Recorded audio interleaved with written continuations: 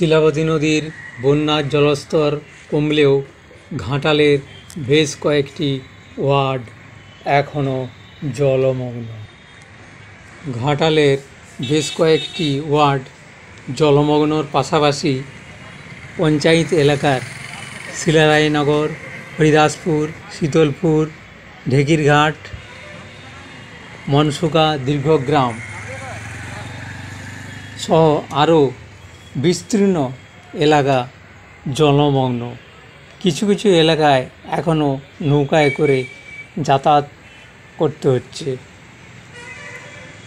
ঘাটাল পৌর এলাকার জলমগ্ন ওয়ার্ড এবং দাসপুর গ্রামীণ এলাকার জলমগ্ন গ্রামের স্কুল, ICDS কেন্দ্র এখনও বন্ধ রয়েছে, ফলে ছাত্রছাত্রীদের পড়াশোনা শিখেই উঠেছে।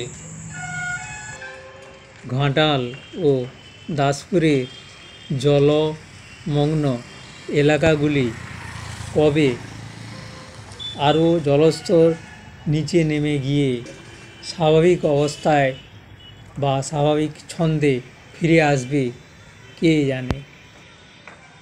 সেই চিত্র STSP নিউজ বাংলা চ্যানেলের মাধ্যমে সরাসরি তুলে ধরছি। দর্শক, আপনারা দেখুন।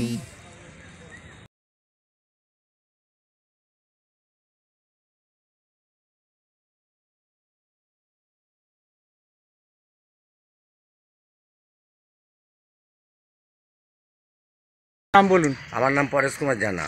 বাড়ি কোথায়? বাড়ি এই 16 নম্বর ওয়ার্ডে। শিলাবতী নদীর জল কয়েকদিন আগে ভীষণ বেড়ে গেছিল, তাতে সমস্ত এলাকার মানুষ খুব চিন্তিত ছিল। এখন কি জল কমছে? হ্যাঁ, অনেকটা কমেছে। তো এই জল কমছে, আপনাদের আমরা খুশি তো? এখন আমরা খুশি যে জলটা কমে যাক, একবারে পুরো শুকনো হয়ে গেলে আমাদের ভালো লাগবে। কিন্তু আপনি কি মনে করছেন যে আবার যদি জল বাড়ে তাহলে নদীর জল আরও বাড়বে? আরও বাড়লে আমাদের আবার অবস্থা খারাপ হবে। আপনাদের চিন্তা অবস্থা খারাপ হবে। এই সামনের যে শীতলা মন্দির, শীতলা মন্দিরের ঠাকুর কোথায় আছে? ঠাকুর এখন এইখানে সামনে একটা মন্দির আছে, ছোট মন্দিরে উঠে আসছে। এটা কি প্রত্যেকবারই জল বাড়লে ঠাকুরকে তুলে দিতে হয়? এত জল বোধহয় এই প্রথম আসলে জলটা বেশি হলো। আপনার নাম? বিশ্বনাথ রানা। এই নদীর জল কমছে যে, এতে আপনি খুশি? আমি খুশি, এত খুশি। জল বাড়লে আবার ক্ষতি না হয় আরও ভালো, এইটাই আমরা চাই। আপনার নাম?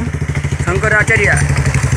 জল বাড়লে খুবই খারাপ, চাষবাস সবারই ক্ষতি, ঘর দুয়ার সবার ক্ষতি। এখন তো শিলাবতী নদীর জল কমতে শুরু করেছে, এতে আপনারা খুশি? তো অবশ্যই সবাই খুশি। মনে করছেন কি আরও কয়েকদিনের মধ্যেই আরও কমে যাবে? হ্যাঁ, কমে যাওয়ার তো কথা, কিন্তু কমছে কোথায়? মানে আস্তে আস্তে ধীরে ধীরে কমবে। এই একবারে কমবে বলে তো কমলে আমরাও শান্তি পেলাম যে আস্তে আস্তে কমছে, কিন্তু বাড়লে আবার প্রবলেম আসবে, তখন আবার ক্ষতি হবে সবাই। STSP নিউজ বাংলা চ্যানেলের পক্ষ থেকে প্রতিক্রিয়া দেওয়ার জন্য অসংখ্য অভিনন্দন। আপনারা আমাদের এই চ্যানেলটিকে দেখুন। STSP নিউজ বাংলা, সবার খবর সবার আগে।